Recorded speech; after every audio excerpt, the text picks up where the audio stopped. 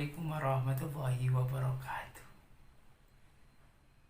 Bismillahirrahmanirrahim. Qala musannifu rahimahullah ta'ala wa nafa'ana bihi wa bi ulumi fid dharaini amin amin ya rabbal alamin. Santriwati jamaah yang dimuliakan oleh Allah Subhanahu wa taala, yakni kita sampai kepada rukun ibadah haji yang ketiga, yakni tawaf. Wasaliyah, dan yang ketiga tawaf. Wa yadkhulu faktu binti sofi lailah, waktunya yakni bertawaf itu mengelilingi Ka'bah. Waktu tawaf yaitu mengelilingi Ka'bah. Waktunya untuk bertawaf itu yakni yang afdal di tengah malam, yakni tanggal 10 Zulhijjah. Jadi malam hari itu yang afdal sampai siang hari. Santriwati jamaah yang dimuliakan Allah Subhanahu wa taala, waktunya bertawaf ini adalah malam hari. Itu yang lebih afdal, siang hari pun boleh, yakni tanggalnya 10 Zulhijjah. Biasanya ini dijadwalkan. Kenapa dijadwalkan? Karena biar tidak berbenturan jamaah-jamaah yang sedang melaksanakan ibadah haji. Santriwan-santriwati jamaah yang dimuliakan oleh Allah Subhanahu wa taala. Warabi, dan rukun haji yang keempat sa'i. Baina Safa wal Marwah sab'an, bagian ba'da tawafi qudum malam yaqif bi Arafah atau ba'da tawafi ifadah. Sa'i itu lari-lari kecil dari Safa ke Marwah belum wukuf di Arafah atau setelah tawaf ibadah. Jadi sa'i ini lari-lari kecil, santriwan-santriwati jamaah yang dimuliakan oleh Allah Subhanahu wa taala. Jumlahnya ada 7 kali mengelilingi Safa wal Marwah. Ini menceritakan kisahnya Nabi Ibrahim ketika mencari air, istrinya mencari air, lari-lari antara bukit Safa dan Marwah, dan akhirnya istrinya Ibrahim alaihissalam menemukan air Zam-Zam yang bisa menjadi syifa, yang bisa menjadi obat untuk kita semuanya sampai saat ini, dan tidak pernah bisa air itu habis. Santriwan-santriwati jamaah yang dimuliakan oleh Allah Subhanahu wa taala, kita sampai kepada rukun haji yang kelima, yakni izalul sya'ri, memotong rambut, atau orang menyebutnya tahallul, yakni memotong sebagian rambut minimal 3 helai atau digundul secara merata di kepala kita. Hadirin wal hadirat jamaah santriwan-santriwati yang dimuliakan oleh Allah Subhanahu wa taala. Biasanya untuk laki-laki itu dihabisin rambutnya, dibotak, digundul habis.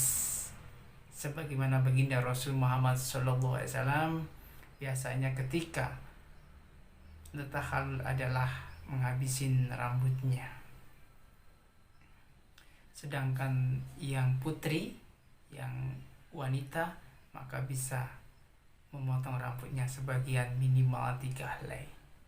Mina ro'si bi khokin o taksib bitawakuf takhallul alaih, memotong rambut baik mencukur sampai habis pendek maupun memotong sedikit karena berada di sinilah letaknya takhallul. Jadi rukun haji yang ke-5 adalah memotong rambut atau takhallul. Wa qalu ma salasan sya'run fatamihu sallallahu alaihi wasallam dibayanil afdal. Paling tidak cukuplah melakukannya, yakni memotong rambut itu dengan 3 helai. Rasulullah SAW mencukur seluruh rambut kepala beliau. Jadi baginda Rasul itu kalau tahalul itu menghabisin rambutnya, dicukur secara habis sehingga bersih rambut baginda Rasul Muhammad SAW. Jadi waktunya ini antara tawaf sama sa'i, tidak boleh lebih dari tanggal 10 Zulhijjah batasnya memotong rambut ini. Santriwan-santriwati jamaah yang dimuliakan oleh Allah Subhanahu wa taala. Kalau sudah lepas dari tanggal 10 Zulhijjah, maka memotong rambut itu hukumnya makruh. Di hari tasyrik, yakni 11, 12, 13, itu sudah termasuk bagian dari makruh memotong rambut kita bagi yang berhaji. Ini rangkaian yang harus dikerjakan oleh orang-orang yang sedang berhaji. Hadirin wa hadirat jamaah yang dimuliakan oleh Allah Subhanahu wa taala. Rukun haji yang keenam adalah tertib yang terakhir, yakni dari awal hingga akhir. Rukun haji itu harus dilalui secara berurutan, tidak boleh dipisah-pisahkan. Pertama yakni ihram, berniat, tidak boleh niatnya di belakang. Setelah ihram, maka satu rukun kita lalui, yang kedua adalah wukuf. Setelah wukuf di Arafah, maka kita lalui adalah tawaf. Setelah itu maka sya'i. Setelah itu baru tahalul, memotong sebagian rambut kita. Baru tertib, berurutan dari awal hingga akhir. Sehingga disitulah kesempurnaan di dalam kita berhaji kepada Allah Subhanahu wa taala. Secara kafah, secara sempurna, kalau kita sudah melewati rukun-rukun ibadah haji kita kepada Allah Subhanahu wa taala, fa insyaallah kita akan menjadi haji yang mabrur, haji yang betul-betul diridhoi oleh Allah Subhanahu wa taala, haji yang betul-betul mendapatkan balasan dari Allah Subhanahu wa taala, yakni surganya Allah Subhanahu wa taala sudah menanti di depan mata kita bagi orang-orang yang sedang berhaji. Maka bersyukurlah bagi orang-orang yang sudah berangkat haji, dan bersyukurlah bagi orang-orang yang sudah berangkat haji, dan bersyukurlah bagi orang-orang yang sudah mendaftar haji akan dipanggil berangkat haji. Walaupun pada 2020 ini diuji oleh Allah Subhanahu wa taala berbagai macam ujian yang Allah berikan kepada kita semuanya untuk bersabar atas tersebut ujian dari Allah Subhanahu wa taala. Ambil hikmah yang Allah berikan kepada kita, fa insyaallah kita semuanya akan dipanggil oleh Allah Subhanahu wa taala pada saat yang tepat dan waktu yang Allah ridhoin di tahun-tahun yang akan mendatang. Demikian hadirin wa hadirat jamaah yang dimuliakan oleh Allah Subhanahu wa taala. Semoga rukun-rukun haji yang keenam ini tidak kita lewati, kita kerjakan secara tertib, secara berurutan.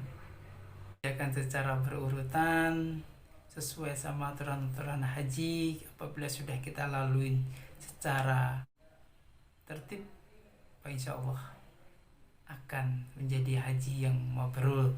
Demikian santriwan-santriwati jamaah yang dimuliakan oleh Allah Subhanahu wa taala. Bapak haji ini semoga dapat menjadikan kita sebagai referensi untuk berangkat ibadah haji bagi jamaah yang akan menunaikan ibadah haji di Mekah Al-Mukarramah. Billahi taufiq wal hidayah wa ridho wal inayah. Wassalamualaikum warahmatullahi wabarakatuh.